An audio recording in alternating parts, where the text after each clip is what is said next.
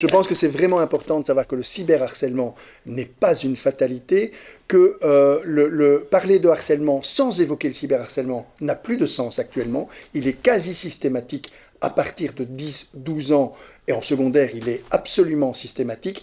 Et donc c'est le même équipement, simplement, qui est associé à ce déclencheur d'alerte qu'est le CyberHelp. Le CyberHelp, c'est une application qui permet d'aller sur ces espaces virtuels, quel que soit le réseau que vous utilisez, quel que soit le support que vous utilisez, vous avez un petit bouton rouge qui, si vous vivez une agression numérique, vous permet d'activer ce bouton rouge qui va générer des copies d'écran.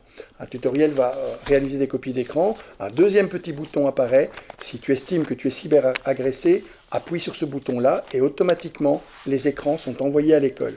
Et donc, vous avez un matériel qui suppose évidemment une réponse institutionnelle.